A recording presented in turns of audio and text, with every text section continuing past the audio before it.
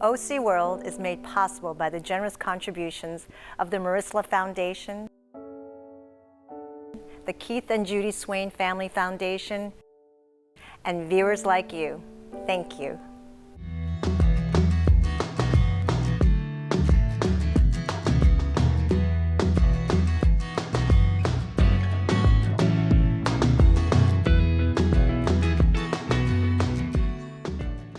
Welcome to OC World. I'm your host, June Kim Lopez. Today's program is about a topic that hits home for many of us, immigration. I came to the United States when I was 8 years old. My parents came to this country to find safety and hope. Every day, I'm grateful for the opportunities that I was given.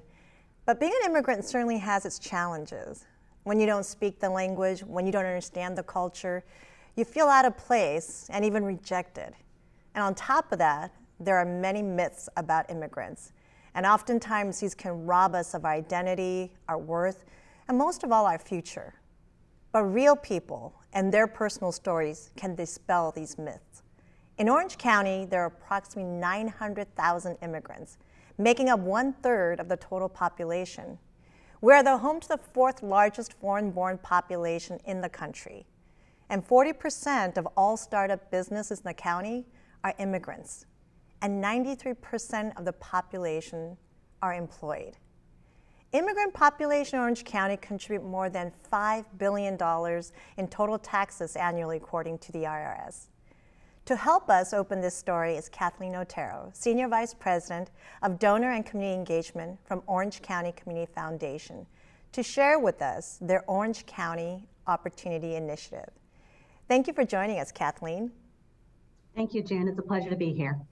I am so excited to talk with you because over the years, I followed the work of the Orange County Community Foundation. And now you started this about a handful of years ago, the Orange County Opportunity Initiatives. So tell us a little bit about what the initiative is all about.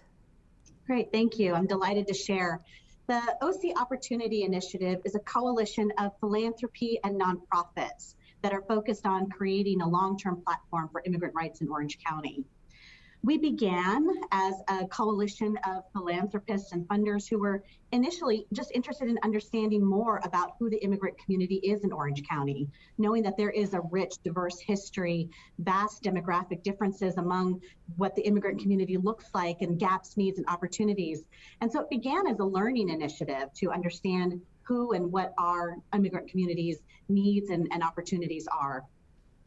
And as that evolved, it became a funding opportunity where we pooled philanthropic resources to support nonprofits working on the ground, initially around outreach, education, and legal services for immigration relief and citizenship. But what has evolved over time is now more than $3.75 million that we've awarded to 35 nonprofits towards a grander vision of an Orange County where immigrants and refugee communities secure justice, solidarity, and a place of belonging in the socioeconomic, cultural, political, and civic life of our region. So how long did this initiative take in the making to be what it is today? Well, it really began, again, in 2012, so maybe 10 years ago, as a learning opportunity for philanthropy to, again, understand the demographics and the history of our immigrant communities. And then in 2015-16 is when we formalized as an initiative that was providing funding into the community. One of the key focal points or a inflection point for our initiative was in 2020, where our funding partners and our nonprofit partners banded together to develop a strategic plan for how we would have a intentional focus on some key areas and drivers of change in Orange County to support immigrant communities. And in the last 2 years since developing that 2020 strategic plan, our funding has been focused more intentionally on trying to drive those systemic policy changes that need to happen in Orange County to be supportive of our immigrant communities. So it's been 10 years in the making, and now really excited about what the platform looks like going forward. No, that's great to hear, and you've helped so many nonprofits over the years. I wonder, how do you go about measuring success? How do you know that this is working? You've given these funds, you're doing these great work. what are some of the metrics or indicators that says that this is moving the needle forward? Sure. Well, one of the initial indicators was really very functionally how individuals were able to progress through applying for immigration relief, that they were eligible to receive, not becoming naturalized citizens. Several years ago, we knew that there were 500,000 individuals that are naturalized of our foreign-born population, and many, many more that were eligible to naturalize, but just didn't have the information and resources and supports to do so. And so the initiative through the initial years focused on really driving citizenship and immigration relief opportunities for those individuals and their families. But now that we've shifted toward more of an intentional focus on systems change, policy advocacy, narrative change, infrastructure development, we're really focusing on the ways that we're creating a solid foundation for, again, immigrant rights and justice in Orange County. Yes, the ongoing needs of immigration relief and citizenship naturalization are still primary on our focal points of how we are measuring success, but we're also measuring success in the ways that our community partners are banding together and collaborating together more so than we've ever seen before. Now we know that over the years, and we'll talk a little bit about this later in the program, that the immigration process has gotten definitely harder and longer. So from your perspective and working in this arena and also with the naturalization process, what are some of the policy changes that you think that you were impactful in making, and what other kinds of policy changes or implementations would you like to see to make this a faster, better path for those who are in the queue? Well, one of the things that I think we've been very happy to see the evolution of is a coalition of partners, the Orange County Rapid Response Network, partnering with Public Law Center and the Orange County Justice Fund, and the ways that they have been supporting individuals who are in need of bond funds to be released from detention, so that they have the ability to collect the paperwork and the documentation to justify that they are eligible to stay in this country and they are eligible to apply for the immigration relief pathways that are available to them. Part of that was through a funding opportunity through Santa Ana that allowed for those bond funds to be available through the OC Justice Fund, and we're delighted that those funds continue to be available. And it's really, policy issues like that where it's very functional ways that cities can partner with nonprofit organizations in supporting immigrant communities so that they have pathways available to them and really just access the pathways that they're already eligible for. So why is it harder? Why is it taking longer? You've done a lot of work to help those who are going through the process, but in your opinion, having done this through both the Orange County Community Foundation and with the Opportunity Initiative, what do you think from your observation is the cause of why these things are getting more difficult? Partly is availability of information and resources. The resources available for those who are in detention to be receive bond funds to be released, the application fees to be able to apply for the immigration relief pathways that are available to them, and then just that, as we've seen, as many of us have experienced challenges in the last several years due to COVID, being able to navigate how and when and where people access information and are able to connect with the individuals and support services that are available to them. I think one of the key opportunities that our nonprofit partners are able to provide is that they are a trusted messenger. So in the nexus of the multiple different information sources and myths that our immigrant communities often hear about how and what availability is for them to apply for citizenship or immigration relief, it's really our nonprofit partners who are the trusted messengers that hold their hands and walk with them and their family members through the entire process. And that's what we've really seen as the on-the-ground ways that are really important for ensuring that individuals have the information that they need to be successful. And because people rely on these organizations, I mean, they're putting their lives in all of your hands, And you're dealing with all these different nonprofits who also have their policies and their goals and their objectives, and you certainly have your pillars of what you're trying to accomplish with the Opportunity Initiative. How do you go about ensuring accountability as you work with all these different entities that are basically taking the funds that you provide through generous funders and making sure that it's carrying out the actions that is in line with your initiative? Well, the accountability function and what I think has been really unique about the way that our OC Opportunity Initiative has evolved is that in the last 2 years, we have partnered very intentionally with 10 of our nonprofit partners that are really holding each other accountable. They are in organizations that, yes, are receiving funding, but their role is inherently interconnected with each other in the ways that they are partnering together for coordinated advocacy efforts, the way that they look at themselves as a broader ecosystem of nonprofits that all have their individual skills and knowledge and expertise. We have organizations like OCO and Harbor Institute that are focusing on systems change policy advocacy. CHIRLA that's working in South Orange County and creating a collective approach to the immigrant community that needs resources in our South County areas. We have multiple ways that the nonprofits are working together across different areas and across the county, that it's really a function of how they're each partnering together and holding each other accountable, and in some ways holding us as philanthropy accountable for the ways that we need to be supporting their work. So as we wrap up this portion of our conversation, talk to us a little bit about some of the greatest barriers that you see in what you're trying to accomplish, which I think is such an important cause, but also what are some of the opportunities that you're really excited about? Yeah, well, one of the couple of the major barriers that I see is, and one of the areas that we are focusing on with the Opportunity Initiative, is the cross-cultural and multiracial work. The experience of immigrants, whether you're coming from Korea or Mexico, it's the sense of othering and the ways that our communities need to experience solidarity with each other.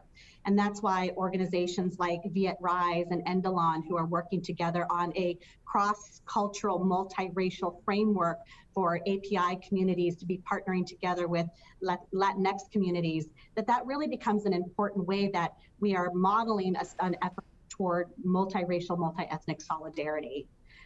One of the other challenges is accessing the political system and connecting in with whether you're a naturalized citizen and able to experience the opportunities to vote, or you are able to participate in various other ways of civic engagement in our region.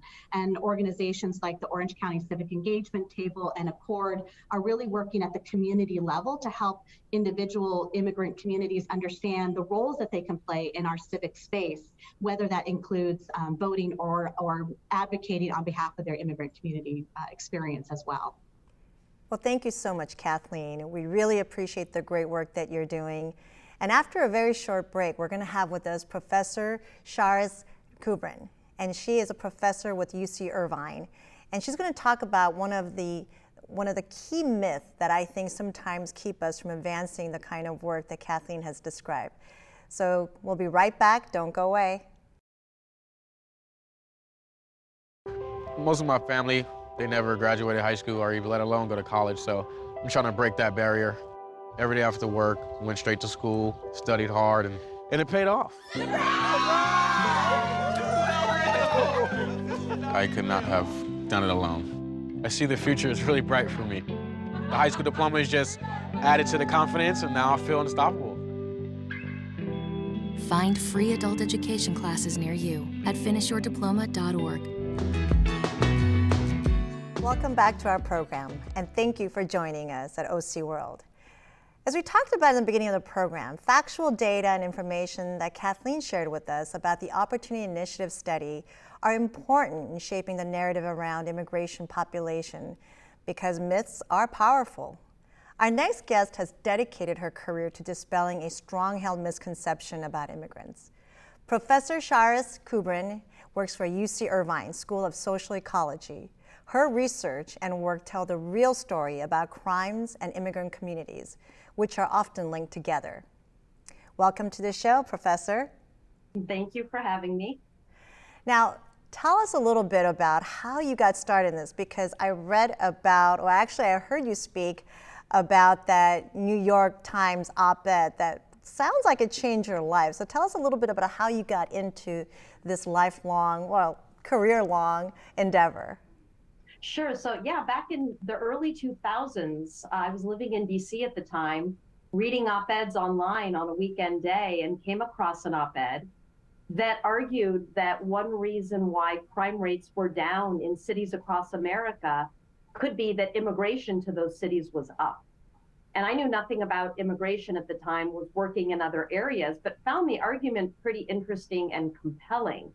And when I reached out to this professor to get a copy of the paper, he shared with me some of the hate mail that he had been receiving because he published this op-ed making the claim that immigrants don't bring crime. And I read each email sort of in disbelief, in shock at people's reaction to what was obvious in the data. And that kind of got me started for the last 15 years trying to research the area of immigration and crime, and based on the results, dispel some of the myths and myth bust the perception that immigration and crime go hand in hand.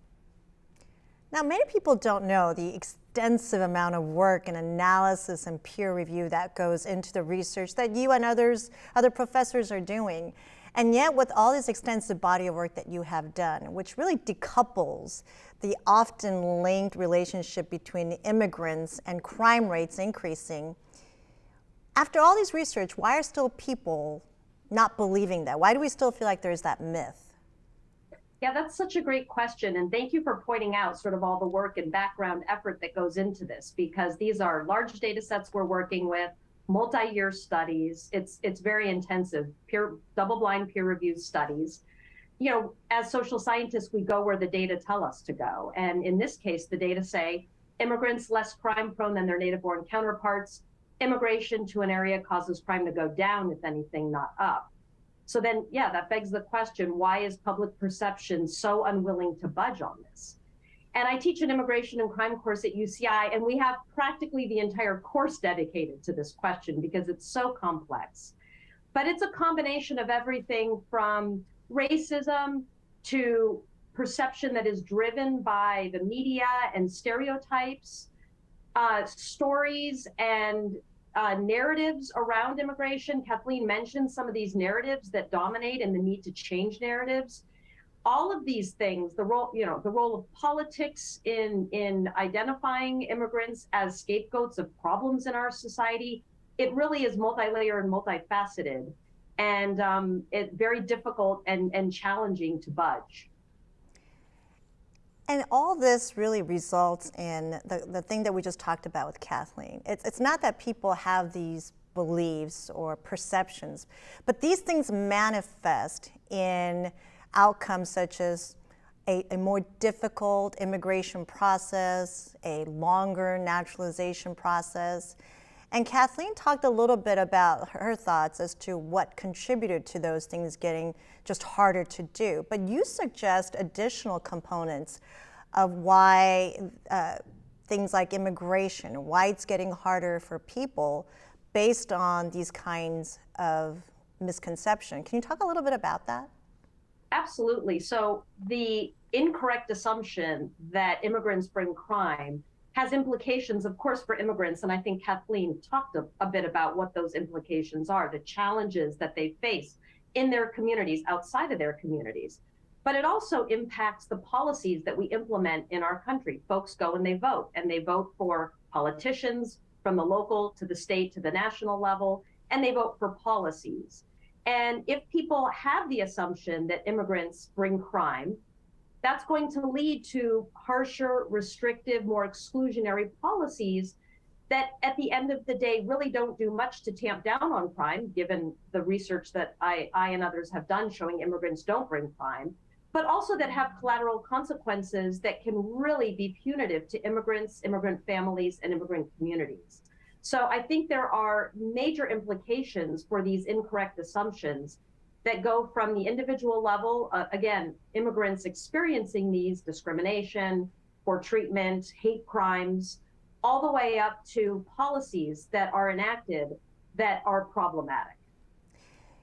You mentioned consequences, and I heard you talk one time about the consequences of even deportation. It's another policy issue that we struggle with over the years. And you talk about when people get deported, what happens to their families, what happens to our economy. So in your observation and in your studies, what are some of the things that you've encountered that are these kind of consequences that we may not always think about when we talk about sort of the anti-immigration stance or even those who support deportation? I think it's really important to think about that very issue. What are potential collateral consequences to every policy that we implement? And in the case of immigration policy and deportation in particular, there are some pretty severe consequences that merit attention. For example, it's not just the individual being deported who is impacted by deportation. It's those left behind, the children of those deported, other family members, employers, others involved in the lives of the immigrants that are being deported. And there's been lots of reports and lots of research that has looked at both the short-term and long-term consequences on those left behind when they have parents deported. And as you can imagine, the results are extremely troubling and upsetting. And this becomes all the more important when we recognize that right now deportations are really at an all-time high. And I should point out that this has been a trend that has been occurring for decades, including under previous presidents like Obama. At the time that Obama was president, it wasn't just President Trump, but even under Obama, we were deporting record numbers of individuals. We were seen as a deportation nation. President Obama at the time was referred to a deporter in chief. So when you think about the consequences at that scale, it becomes extremely worrisome. And kind of going back to the linkage that people make between the immigrants and the crime rates rising. So if it's not the immigrants, then what are some of the key factors that you have cited in the past that are the greater contributors to rising crime? Right, and that's where I would like to focus a conversation for the nation, really. Because if we want to get crime rates lower, the last thing we should be doing is enacting restrictive, exclusionary, and harsh policy directed at immigrants, because it has zero impact, is what the research says. So then where do we spend our resources? Where do we put our time and energy? I personally think, based on the research, and particularly research by public health researchers, that we need to focus more on what I call the front end of criminal justice, so prevention. Right now, our country focuses mainly on what I consider to be more the back end, which is punishment. So we tend to put a lot of time and energy and resources on punishment, when in fact, preventing the crime from occurring in the first place, I think, is where we should be directing our efforts. And that involves everything from looking at mental health treatment, substance abuse treatment, looking at socioeconomic conditions that lead to crime, like rates of unemployment and financial stress and instability. Those kinds of factors have a greater impact, if we can target them, on diminishing crime rates than does, say, for example, tamping down on immigration. And I think, Kathleen, that's the work, that's the side of the issue that you're working on. How do we get to, before these things happen, how do we prevent crimes, but also do it in a way that accurately reflects the immigrant community? And I'm sure you've heard this myth as well. I wonder if you have some thoughts as to, that myth, but also what the professor is talking about. One of the things that I like to point to is that when we look at all of our foreign-born population, 80% of those in Orange County have lived here in our region for more than a decade. So when we talk about our immigrant community, we're not just talking about the recently immigrated. We're talking about those that are friends and family. They're our neighbors. Yes, and I've really followed all your work on that front. As we kind of wrap up this program, and again, it's just really flown by, there's so much that the both of you have to share, and there's so much more that we'd like to learn about it. But going back to Professor Kubrin, you talked about, in many of your talks, about the academic dilemma. People like yourselves who have dedicated their career to changing and dispelling these myths. And you know, we talked about some of the barriers with Kathleen, and you cited that one of the barriers, this is my way of defining it, is the sort of the academic dilemma. And maybe you can just briefly tell us a little bit of why such as experts as yourself still have a hard time dispelling such myth. Right. I think we have a responsibility as academics to take our findings and the research that we do beyond the walls of academia. And that's something that I've dedicated myself to the last, 10 years or so of my career. It's one thing to do the research and publish the findings in academic peer-reviewed journals. We need to do that for our jobs. But we have to go beyond that and translate that research and make it accessible and digestible to the public, and then get out there and talk about it with folks. And this is why I take every opportunity I can beyond the walls of academia to speak with members of the community, to speak with who's ever interested in hearing what the research says on this important topic.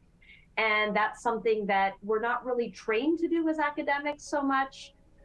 We often think, okay, our job is to do the research, and then it's someone else's job to have it make an impact out there in the community or in the policy world. And I've tried to break that down, that distinction down, and make sure that I'm sort of working on both fronts, because I think just doing the research is not enough. Getting out there, speaking with folks, hearing what they have to say about this, and making sure that the message is received far and wide is really an important component of the process.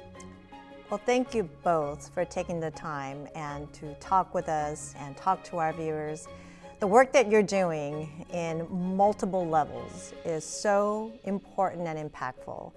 And we will continue to monitor your efforts. We hope to have you back.